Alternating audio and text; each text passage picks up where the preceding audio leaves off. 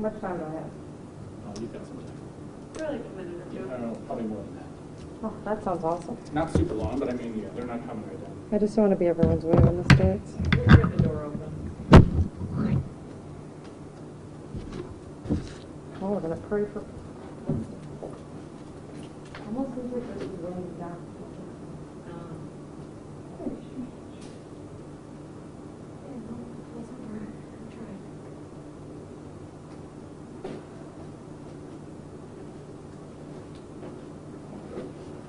Where are you from?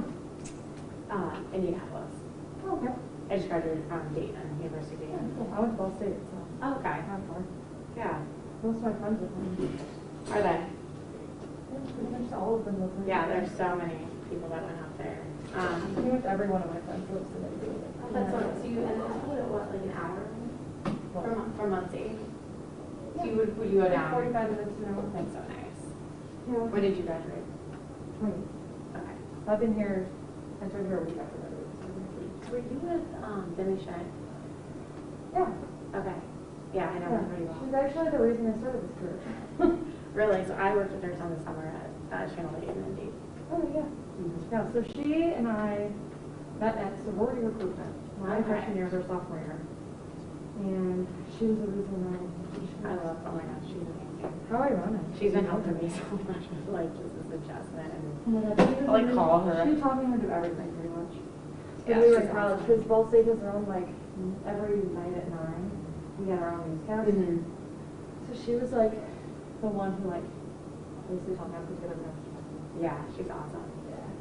That's so ironic. Yeah, I used to live here and then moved. I lived for like 7 years, but I didn't live it and moved down to Indianapolis. So familiar with the area, but not. Oh, Yes. so do they still live out there then? They live in Indy, yeah. So are you living out here then? I'm assuming? Mm-hmm. Yes. That's cool. Where's your family? They live in Naperville. So. Oh, where's your I went to a lot of you. Okay, my best friend lives in Illinois. Yep, we're good to go. My mom sent me a bunch of pictures. They went like down and I told her video.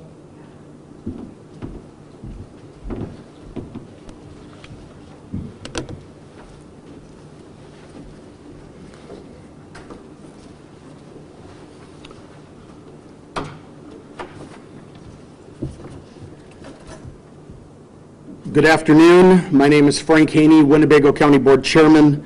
I am joined by Rockford Mayor Tom McNamara, Dr. Sandy Martell, Winnebago County Public Health Administrator. We're also honored to be joined today by two partners at the YMCA of the Rock River Valley. First, Rachel Latham from Camp Winnebago and Melissa Burns from the Northeast Branch. So thank you for joining us. I have just a few remarks initially before I turn things over to Dr. Martell for her public health update. I will have a couple of additional remarks before questions after Mayor McNamara speaks. When you look back not so long ago related to COVID-19, on August 16th, we had 30,000 deaths in the United States. As of yesterday, we were around 107,000.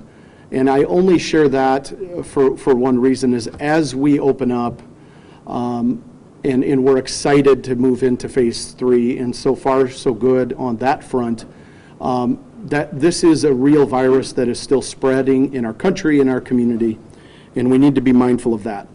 We see some evidence in Wisconsin of increased cases since they have opened up. Some other parts of the country, it is spotty and not as conclusive.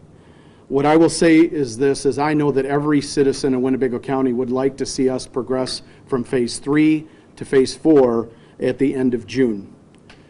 Until there is a treatment or vaccine, COVID-19 is a threat to spread in our community. And as long as it's a threat to spread in our community, that it could negatively impact our people. The more it spreads, the slower we get from phase 3 to phase 4. If we become too lax, and I know it's a broken record, but it bears repeating, if we become too lax, we very well could see a resurgence in our community. And it will undoubtedly impact those who are elderly, the most vulnerable, folks who are frontline healthcare workers, and even members of our minority community in a disproportionate manner.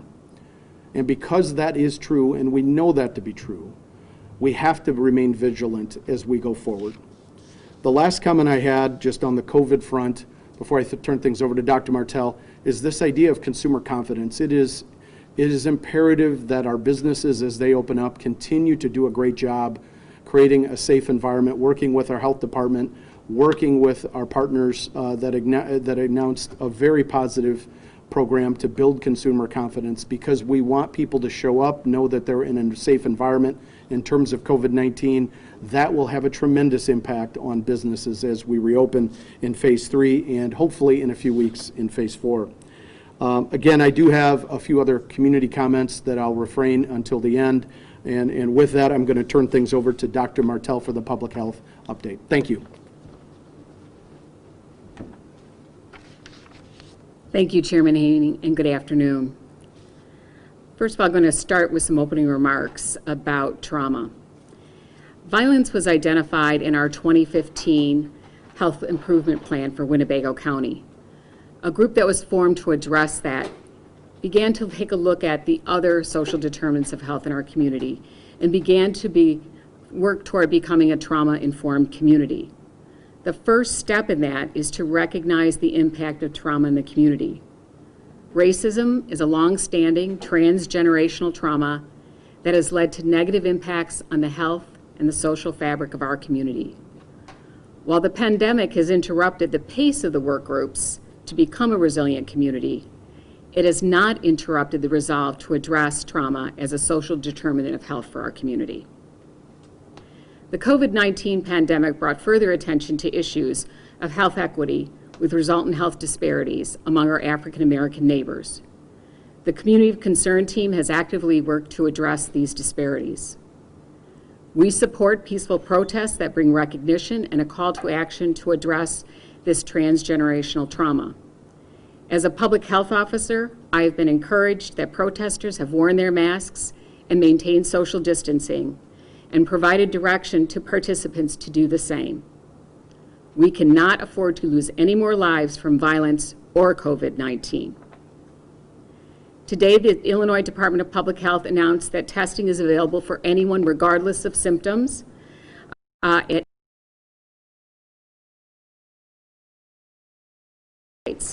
no restrictions. These protests are gathering to be tested 5 to 7 days after their participation. We recognize that you would not be able to control your social distancing in all of those, and that has been guidance coming out from the Illinois Department of Public Health. As of today, Winnebago County is reporting 72 new cases for a total case count of 2,421.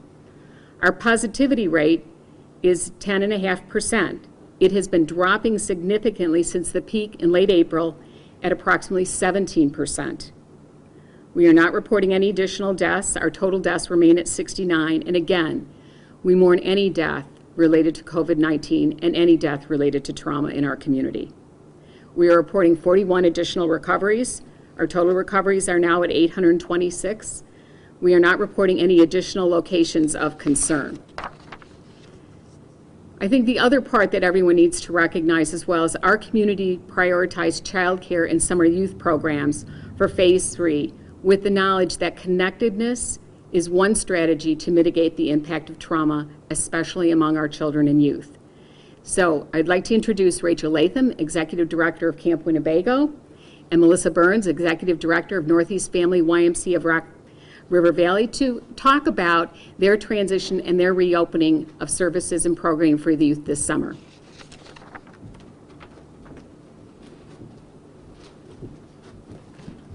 Thank you, Dr. Martell. Good afternoon. My name is Rachel Latham. I'm the Executive Director of the YMCA's Camp Winnebago. We're happy to be here today to share a little bit about what our summer youth and child care programs look like now that we've moved into phase 3. Last week, camp had the opportunity to open its gates to children of essential workers, and it's been just a pleasure. It's been filling our hearts to hear kids singing songs and laughing and exploring in nature and connecting with their friends, rekindling their friendships from last year. We know we have a lot of new procedures to follow, and I'll cover a little bit about those in just a few minutes. But what doesn't change at camp or our childcare or in our early childhood learning center is that we're doing what we do best, and that's providing a safe space for our kids to grow and thrive during the summer. The YMCA of Rock River Valley has been providing childcare for essential workers throughout the stay-at-home order at 2 locations, so our Children's Learning Center and our YMCA, Swedish American YMCA. Phase 3 is going to allow us to open up Camp Winnebago and start serving more children, and then eventually we'll expand out to our Northeast Family YMCA and hold summer camp programs there too.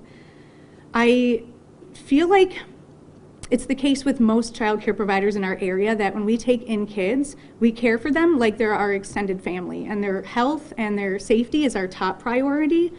We're thankful for the Winnebago County Health Department and City of Rockford's partnership, along with all the child care providers that contributed to the guidance that we're following to offer safe programs this summer.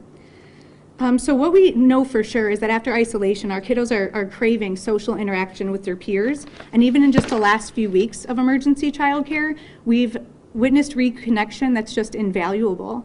We also know that parents need to get back to work, and they're counting on us to provide that safe place for their children to spend the summer. Here are some of the ways that we're going to work to meet those needs while still providing a place for fun, connection, and belonging during Phase 3. The biggest question that I'll get from parents are, do the kids have to wear masks? What we are requiring is that everybody brings a mask, whether you're staff or you're a kiddo. Thankfully, at Camp Winnebago and a lot of our other facilities, we can spend 99% of our day outdoors, and then we can have the kiddos have their masks down. We know that when we have littler kids, or if we have to do indoor because of inclement weather, it's going to be a little bit challenging, but what we're here to do is help build a good habit with the masks, and we do that by modeling it, reminding and encouraging them to keep their masks on. And then we have to get creative with our indoor spaces to allow social distancing for the littlest ones. Frequent hand washing is going to be the biggest one. We know the CDC says that's the best thing that we can do. It used to just be after using the restroom or before eating. It's now built into our schedules before and after every activity. We're going to do smaller groups, smaller ratios, static groups, keeping the same kiddos together day to day, week to week if possible. Pick-up and drop-off might look different for families. To avoid large gatherings of parents coming to sign in and out, we're using like a drive-through, and we'll come and get your child for you. When we do get your kid, we're doing a daily health screening, and we do this for our staff too. A little questionnaire about their symptoms, making sure they're feeling well, and we do temperature recording before they come in and before they leave. Of course, we're going to have invigorated cleaning and sanitation routines too. So we're going to, high traffic areas are going to be ongoingly cleaned, deep cleaning at the end of every day, and then a bigger deep cleaning every week. And then we'll also be disinfecting shared materials that we can't supply each camper their own of. All of our sites currently right now are on a wait list. I think I want to ask, and I hope it's okay on behalf of all the other day camps and childcare providers, that we ask our parents to have grace and patience with us while we work to meet these guidelines. There's a lot of planning. It's not Phase 3 is here and we can open our doors and open our gates. We need a little bit of time to prepare to have the healthiest environment we can for your children. We're really excited, and we're looking to Phase 4 to see what that brings. Can we expand and serve even more of the families in our community? We hope to get there. We just have to stress the importance of waiting on that next set of guidelines so we can expand safely. So that's all I have to say. I guess I would ask everyone, keep washing your hands, stay home when you can so we can get to Phase 4 and welcome all of your kids. To the mayor.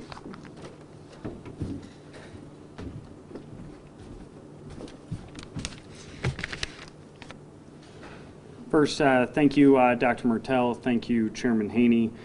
Special thank you to the YMCA. So many families and young children are so eager to get back to camp.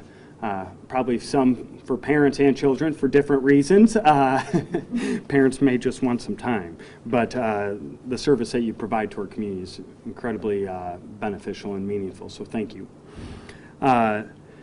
So as we come to the end of this week, we obviously are pleased that we have moved into this new phase. And we've done so with our businesses meeting us at the phase that we are at with the state of Illinois' reopening plan.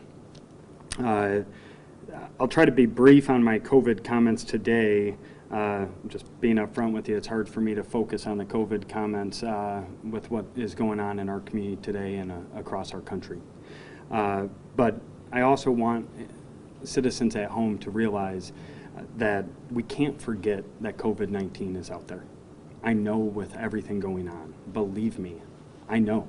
But COVID does not care what phase we're in or what other items may be pressing on all of our hearts and our minds.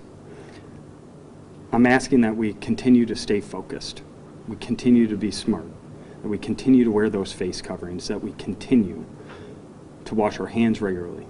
Just yesterday, I believe, we had to announce 6 more losses of life. That's a real reminder to all of us that this is real. So please, remain vigilant. With that being said,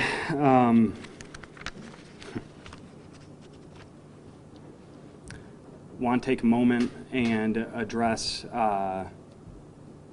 comments that Chief O'Shea made a couple weeks ago at a press briefing. I think it was, don't hold me to this, but I believe it was following the Motel 8 incident, as well as a number of other violent acts during that week. Not an excuse, but want to set that stage. I'll say this. I'm the mayor of the entire city of Rockford. It's an unbelievable honor that I have that I don't take lightly. I've learned more in the last week from my meetings with different citizens than I've had the opportunity to learn in probably the 3 years that I've been mayor. I want to say, number one, I don't agree with Chief O'Shea's comments. Every single person who calls Rockford home is valuable. Every single person who calls Rockford home is worth fighting for.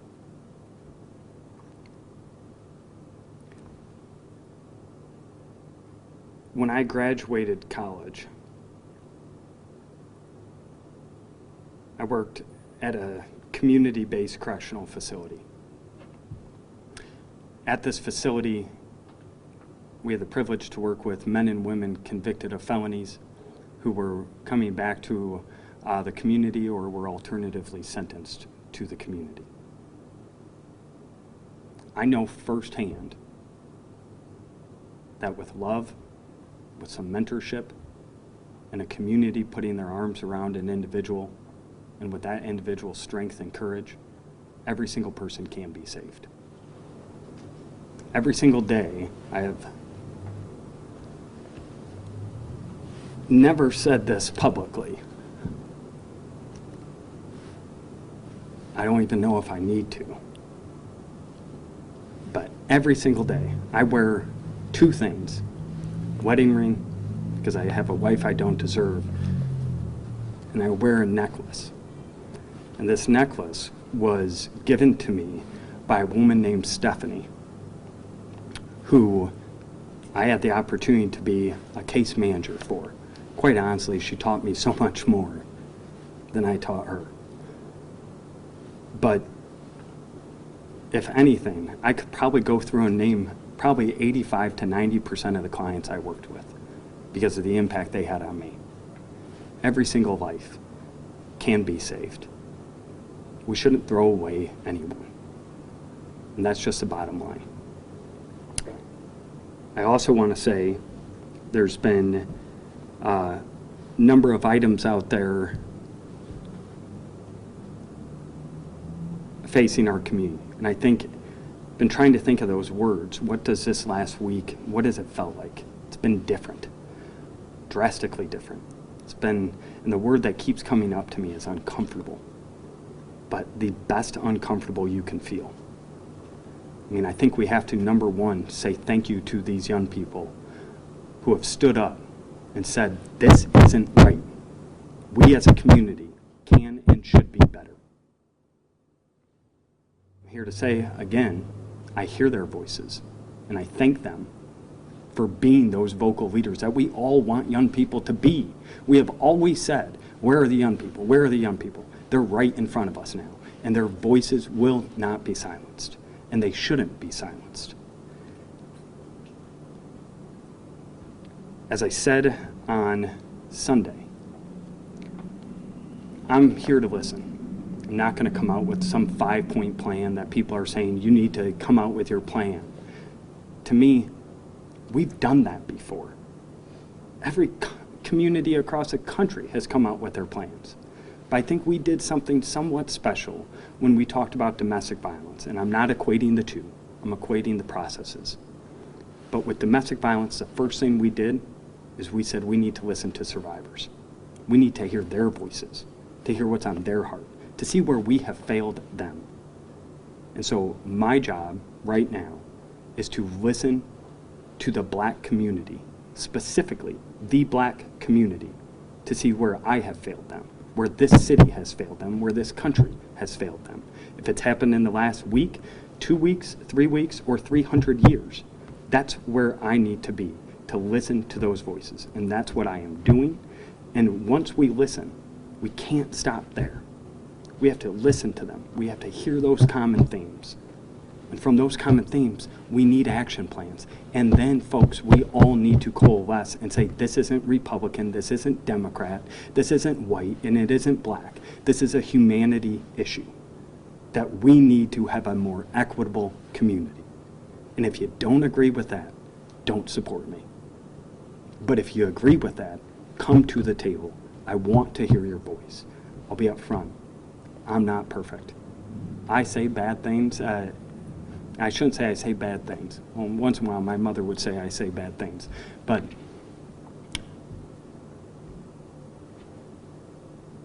when I err, and I think when some people err in what they say,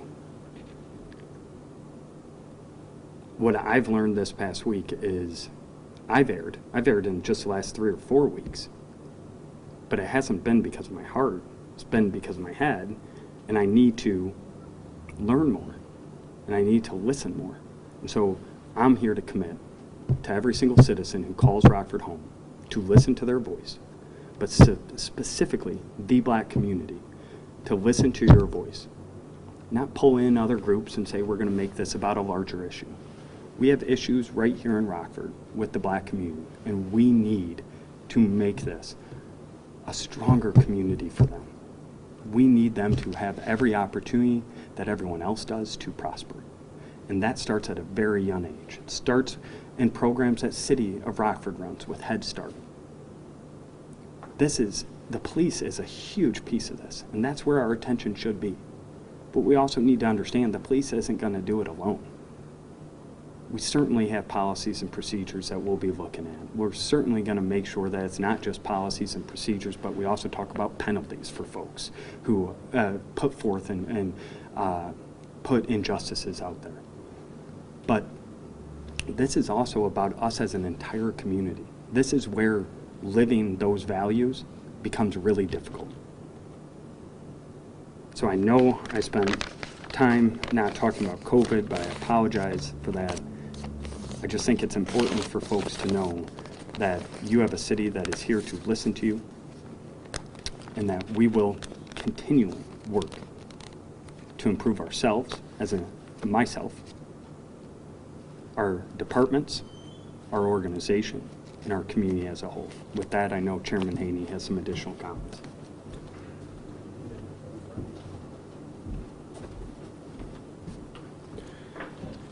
Thank you, Mayor. I appreciated your remarks. I did want to speak to the events of the last week. As we've seen with COVID-19, a lot can change in a week. To that end, there was no justice in what happened with George Floyd. In particular, I don't know how the 3 other officers would do nothing for such a long period of time. I spoke to a pastor in our community on Friday for about an hour, and he shared with me some things. his experiences with law enforcement growing up as a young man. Those are experiences far different from mine. My point is that we do need to listen to the mayor's point, but we need to continue those conversations with folks who have different perspectives. Regarding Chief O'Shea's comments regarding young folks who are struggling to find success, instead of making a statement, I wish you would ask the simple question that has been asked many times and we failed as a community to answer. What are we going to do when our young people that are full of talent are not on a path to success? It should not fall to law enforcement to be such a huge part of that conversation as often as they are. That question should have been asked of myself in areas that I've come up short as a leader myself. I know the mayor is not afraid of that tough question. Those questions should be asked of our school systems, our neighborhood groups, our community groups, and our many partners around the community that are deeply committed to the success of all people. No, it is not acceptable to discount anybody. I have a son who is 17. He is full of potential. And I can't imagine anybody in our community looking at anyone that age and not seeing the same level of potential in others. But we do have to be honest. In a community that has 40,000 folks over the age of 16 who have not graduated from high school, or do not have a GED, that we have work to do. When we come out of this COVID challenge, we have to be very honest. The role of public health is going to be more important than ever. There is a disproportionate hit on our minority community related to public health outcomes because of issues about overall community health in that population before COVID hit. We have a lot of work to do together. I do know Chief O'Shea and I know his heart. I know I'm perfectly capable of saying something that is not perfect, but with good intention. I know that.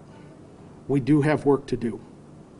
And I will tell you this, going forward, the discussion about public safety, the discussion about reform in the criminal justice system is a broad, deep discussion. And it involves the courts, it involves the state's attorney's office, it involves the jail, it involves a lot of units of government as well. And we need to take that on together. It is a tough conversation, but we need to have it. We cannot duck it any longer. And I do appreciate the opportunity to speak today. I would just end with this before questions. Everybody in this community right now, you need to look at yourself and you have a choice. You're either a thermostat or a thermometer. A thermometer reflects the temperature in the environment. A thermostat can be adjusted up or down. So the things that we do at all times, the words that we choose to say, in all settings, at all times, can either ratchet things up or bring things down. And we have a choice in that. We have an obligation. I need to do better myself. So with that, we will open things up to questions. Thank you. Well, Mayor McNamara, do you still support the chief? Do you agree with 100 strong? Do you want him to stay on as chief? Do you step down? So a question at home is, from Isaac, do I still support the chief? What was the other piece, Isaac? Well, 100 strong is asking that he step down. Do you want him to step down? Do you think that's an appropriate course of action? So first, just being upfront with you, I have not had the opportunity to view 100 Strong's statement or how that information came out. I know that it came out, but I haven't seen if it was a press release or a conference to see what the statement was.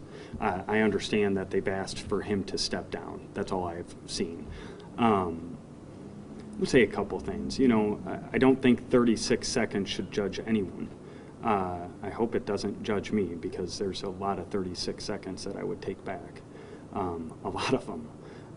With that said, I'll be continuing to talk to Chief O'Shea, and we'll continue that conversation. I also have not had the opportunity to see the full video. I've seen the 36-second clip probably 90 times. And I think we just found the full video just recently. So I'll be sitting down actually after this to watch the full video. Let's look back a little bit. Our police department's made some pretty good strides. Obviously not where we need to be or want to be or should be, or where citizens rightfully so are expecting and demanding us to be. But since Chief O'Shea's been here, he's engaged our community in all parts of our community more than I can remember, and I get it, I'm younger, but more than I can remember any chief doing. And that's not, I don't mean that to be negative on anyone. I just mean it to be a positive for the work of our police department. From strong home partnerships with United Way, to rock houses, resident officer, community keeper homes, to camps that our police and fire departments have put on, to fishing with officers, to building bicycles with officers, to opening up our district police stations to our community for basketball games, for bingo days. I think he's done a pretty tremendous job in engaging our community. I've had the opportunity to have a very, very brief conversation with just one member of the board of 100 Strong. I've urged that we have a conversation before we get to this point. I mean, I was literally just on a conversation, Zoom call or whatever they call it, with members of 100 Strong and the chief just 24, 36 hours ago. So, and this all came to me literally while I'm driving in to be here with all of you today. So at this, no, I support the chief. I certainly don't support comments by anyone that says anyone should be not rehabilitated, because I know firsthand that everyone can be, and everyone should absolutely have that right, and none of us should say the things that someone can't be. So in regards to your final comments earlier, is there going to be any organized listening tours or formal agendas on the city's part to be able to listen to, and like, what's it going to look like? So there are going to be. We are working with a group right now to organize those. I've actually taken the opposite approach. As I've said, I'm not the one saying this is how it's going to be, this is going to be the layout, but absolutely I'm working with about 12 to 16 individuals in our community, black leaders in our community, to support those sessions. So we'll certainly have listening sessions. It'll be organized. Some may be private because people will feel more comfortable to share those stories privately. Some may be open, and some will be open to the public. But that's where we're at. I know the group just had another meeting late last night, and we'll meet again. I want to say they meet tomorrow. Don't hold me to that. But I think you'll see something very early next week, if not through the weekend. But for sure, Monday, Tuesday at the latest. You know, since we're talking about things people say and whether it's appropriate or not, the city's airport director has caught a lot of heat for comments he made to a county board member. I believe, and correct me if I'm wrong, I don't know. I know Mike Dunn was a Ray board member prior to your being mayor. I don't know if you re-upped him, but he is a city appointee, I believe. And so I'm just wondering what your thoughts are on the airport director's comments, and you know, he since issued an apology. I don't know if you think that's good enough, or I'll just let you answer that however you see fit. Just throw that out there. So help me make sure I get this right. So question in essence is, what are my thoughts on the airport director's comment and the subsequent, what you state as apology? So I haven't seen the public apology. Well, let's just quote Mike Dunn. I think his comments were pathetically stupid. I don't agree with those comments. I don't know the final apology, to just being honest with you, Isaac, so I have a hard time commenting on that, but I hope it was direct, I hope it was sincere, and I hope it wasn't a non-apology. I will also add, I thought the chairman of the airport's board's comments in return, that Mike Dunn was acting as a regular citizen. Pathetically stupid comment.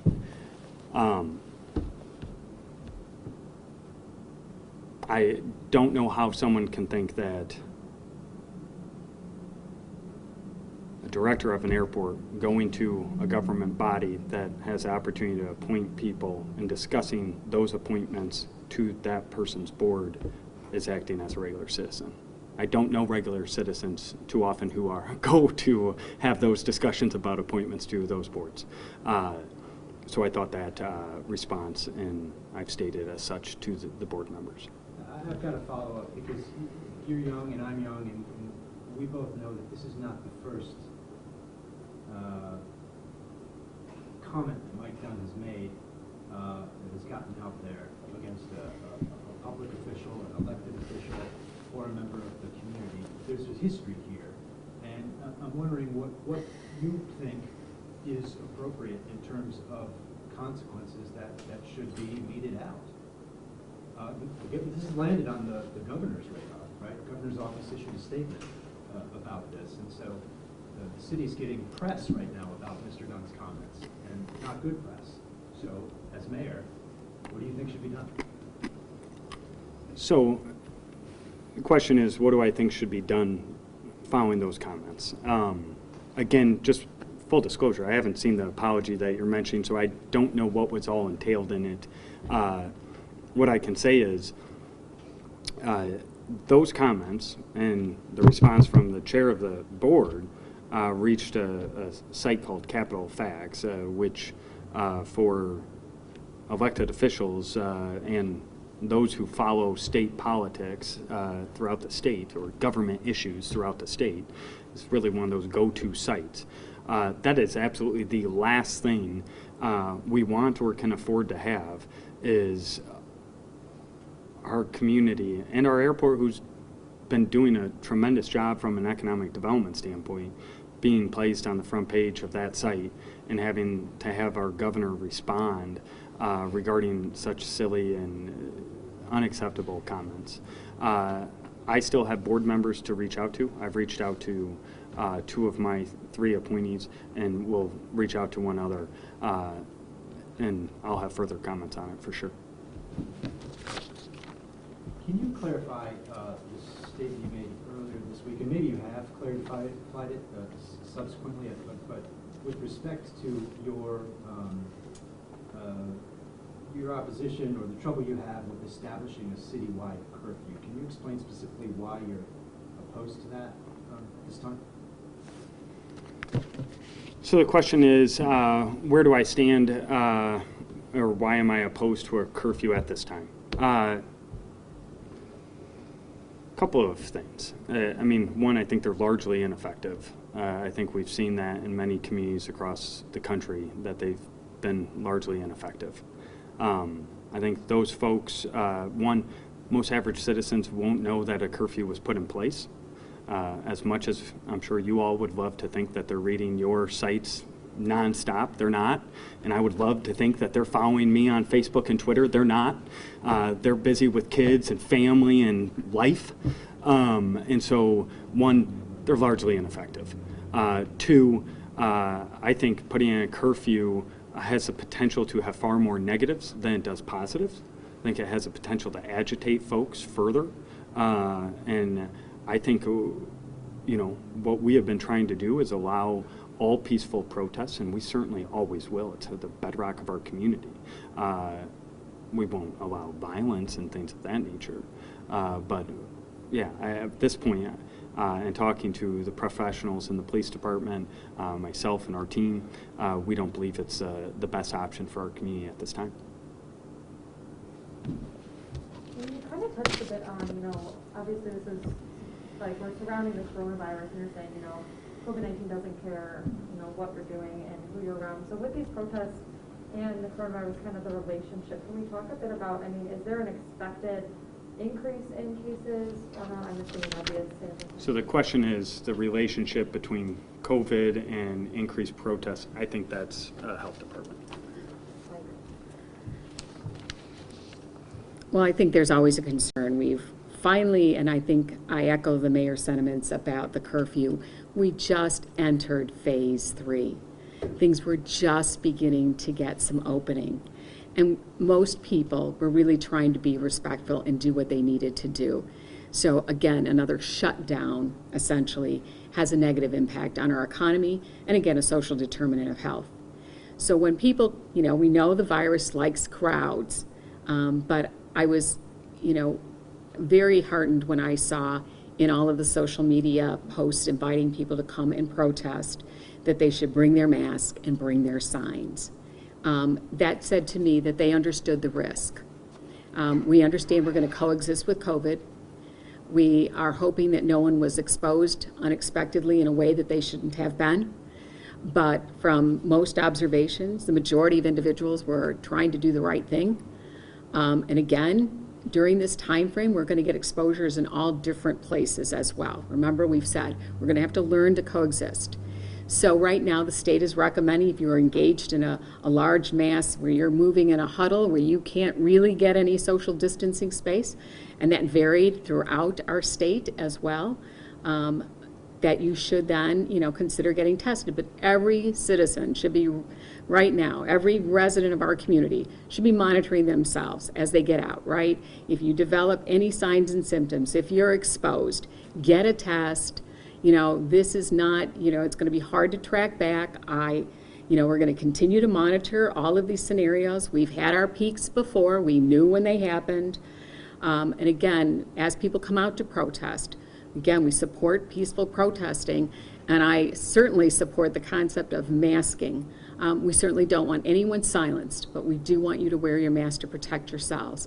I saw people carrying hand sanitizer. I saw people making sure they were distancing apart, holding their signs that were giving them some additional distance. And so again, that really tells me that the public has worked so hard to get to this phase. And they know that many of the protesters might be in high-risk categories themselves or taking the necessary protective actions. We will continue to monitor. We don't judge. The virus doesn't judge. We simply want to know if you become sick, we're going to be working very hard with our contact tracing. I think our community has done very well. We don't hear as much as what we hear in some that they don't want to talk to the health department. We get a lot of talking after hours, finding out, because as businesses reopen, as people return to some of that restoring, we want to make sure that we are monitoring all those situations. So again, anyone who might have been in a situation, I don't care if you were at a protest or at a Home Depot, a barbecue, a church service, if you feel that you've been in a crowd where you could not maintain your social distancing and people were not appropriately wearing masks, the virus doesn't care what you were doing there. It just likes a crowd. So again, get tested if you need to, and we will work with you if you become positive. Any other questions? How long are these news conferences going to go forward? Like until we get to phase 4, or how long do you keep the the news conferences, but also the emergency operations?